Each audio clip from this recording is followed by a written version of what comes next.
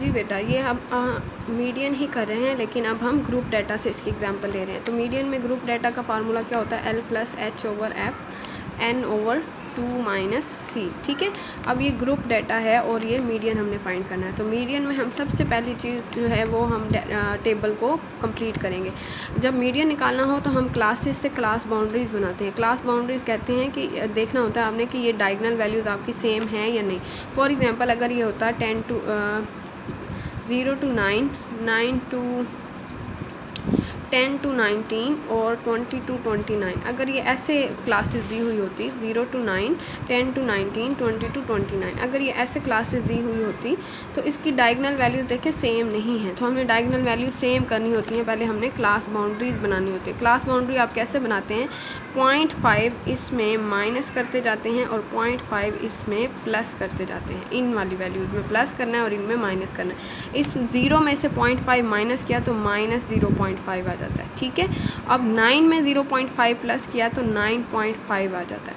अब 10 में 0.5 माइनस किया तो 9.5 आता है और 19 में प्लस करना है तो 19.5 हो जाएगा। 20 में माइनस करना है तो 19.5 हो जाएगा और 29 में प्लस करना है तो 29.5 हो जाएगा। अब देखें डायगोनल वैल्यूज़ ऑटोमेटिकली सेम हो गई। तो आपने पहले ऐसे क्लास बाउंड्रीज बनानी होती हैं। अगर ऑलरेडी बनी हुई हो, जैसे यहाँ पे है कि 20 ये डायगोनल वैल्यू सेम है, तो यहाँ पे आपको क्लास बाउंड्रीज बनाने की ज़रूरत नहीं है। जब ज़रूरत हो तब आपने बनाना है। 0.5 इसमें माइनस करते जाएंगे और इस वाली में प्लस करते जाएंगे। ठीक है, इस तरह से क्लास बाउंड्रीज बन जाएंगे। अब यहाँ पे ज़रूरत नहीं है, मैं नहीं बना रही। फ्रीक्वेंसी क्लासेस से क्लास बाउंड्रीज बनाते होते हैं जो कि हमें ज़रूरत नहीं है, और फ्रीक्वेंसी से क्यूमुलेटिव फ्रीक्वेंसी बनाते हैं। Cumulative CUMULATIV cumulative frequency. ठीक है, क्यूमुलेटिव फ्रीक्वेंसी में इधर पूरा नाम लिख के आपको बता रही हूँ। फ्रीक्वेंसी CF जिसको कहते हैं, वो कैसे बनाते हैं? पहली फ्रीक्वेंसी वैसे लिखते हैं, अगली फ्रीक्वेंसी इसमें जमा कर देते हैं। तो ये 10 हो गया। 10 में अगली फ्रीक्वेंसी जमा करेंगे 14। जो फ्रीक्वेंसी का सम होगा वही इसकी लास्ट वैल्यू बन जाएगी। ठीक है, तो ये आपने याद रखना है कि फ्रीक्वेंसी का सम ही इसकी लास्ट वैल्यू होनी चाहिए। अगर लास्ट वैल्यू उसका सम नहीं आता तो आप क्या जो क्लास फ्रीक्वेंसी आपने लिया है क्यूमुलेटिव फ्रीक्वेंसी, वो लेते हुए आपने कहीं मिस्टेक कर दी। ठीक है, आपका टेबल कंप्लीट हो गया। अब फार्मूले में जो सबसे पहली चीज़ आपने सॉल्व करनी है वो n/2 करना है। n कैसे करते हैं? n/2। बेटा, जब एक चीज़ याद रखनी है कि जब ग्रुप डाटा आपके पास आ जाता है तो जो आपका n है वही आपका सम ऑफ f होता है। ठीक है, सम ऑफ f जो है वही आपका n होता है। ठीक है, ये बात हमेशा याद रखनी है।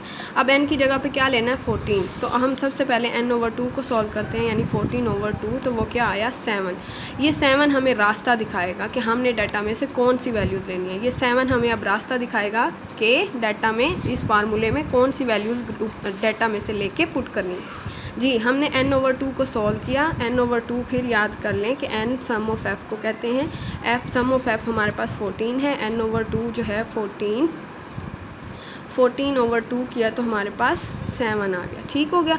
अब इस 7 को हमने क्यूमुलेटिव फ्रीक्वेंसी में ढूंढना है। क्या ऊपर से शुरू करना है, जिसमें पहले आ जाए वही लाइन आपने ले लेनी है।